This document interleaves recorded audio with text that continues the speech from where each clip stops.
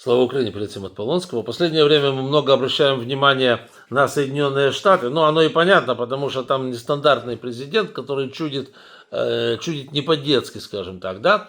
И практически, ну, не то, что не уделяем внимания, но меньше стали уделять внимание тому, что происходит у нашего врага, у России, а там происходят очень интересные вещи.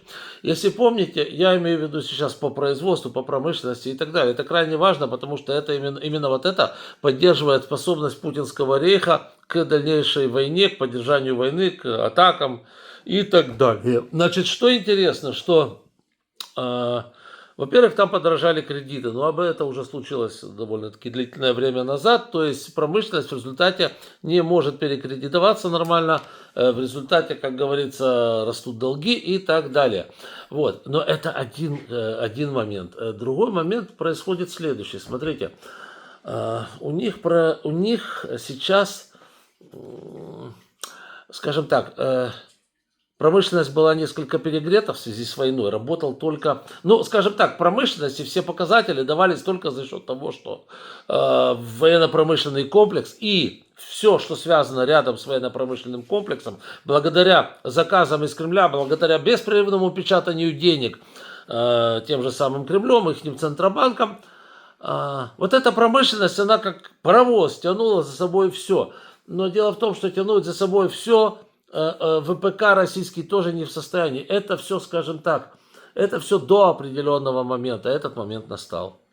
ВПК российский перестал быть локомотивом, перестал быть паровозом и на сегодняшний день больше не показывает роста производства. То есть по нулям. А если брать графики за последние буквально там недели, то пошло вниз. Пошло это дело вниз, графики идут вниз, причем практически на всех отраслях, там начиная от химии, заканчивая машиностроением, что касается военно-промышленного комплекса. Что говорить о всех остальных? На всех остальных вот этих вот показателях, то есть не военных комплексов, там вообще все печально. И сейчас Россия скатывается в такой момент, ну, когда производство не растет, потребление падает, потому что вот насыщение деньгами России, смотрите, ведь за счет чего проводилось насыщение деньгами? За счет чмобиков. Чмобика уконтрапупили, там пошла его жонка, мамка, получила деньги, и вот эти деньги она тратит на что-либо.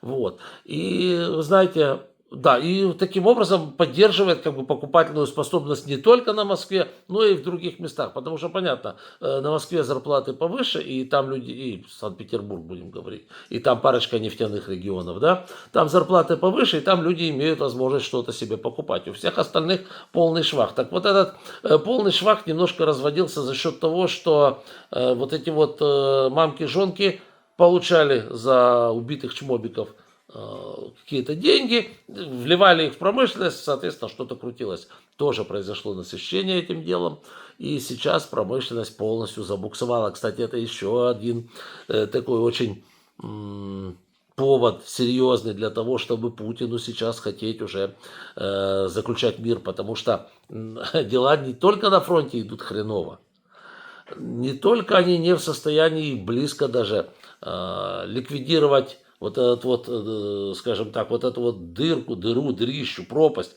между тем, сколько они техники убивают на фронте и сколько они ее производят, потому что все, советское не осталось. Они выгребли практически все, можно рассчитывать только на новое. А новое производится явно недостаточно. Вот, но они уже и не могут больше производить. В этом весь прикол. У них нет денег, у них нет производственных мощностей, у них нет рабочей силы, у них нет, как говорится, ни того, ни сего, ни другого, ни третьего. И в связи с этим промышленность замирает. И начинается постепенно, что кризис, начинается откат назад, то есть производство начинает падать. Это еще пока что видно неявно, но вот я сейчас смотрю на графики, которые тут у меня есть. Все пошло на низ, включая ВПК. Вот. И это крайне для них опасно и крайне для них неприятно, для путинцев. Почему? Потому что, значит, до тех пор, пока, скажем так, они имеют возможность поддерживать какой-то там уровень жизни у определенного количества людей, в том числе у семей тех, кого они отправили на забой на фронт, но они будут молчать, молчать, окей, хорошо, там убили его, ну дали же деньги, мы что-то там купили и так далее. Как только вот это равновесие нарушается, они становятся, жизнь становится хуже. Жизнь, то есть они какие-то деньги дают, но жизнь становится настолько дороже, что эти деньги становятся несущественными и так далее. Будет нарастать недовольство, на водку денег не хватит, а это уже хреново, понимаете. Вот. И таким образом в настоящий момент у них просто остановилось все. Да, то есть началось замедление, либо же падение производства практически во всех секторах, даже связанных с оборонкой, которая до этого все это дело на себе тянула. Так что предстоят очень интересные деньги. Вот. И еще один повод Путину, как говорится, выходить из войны. Я же говорю, ну тут его, как говорится, тут ему Трамп сейчас поможет это дело как-то организовать и быстренько выскочить. Америка не раз спасала Россию. Наверное, спасет еще раз. А может и нет. Посмотрим.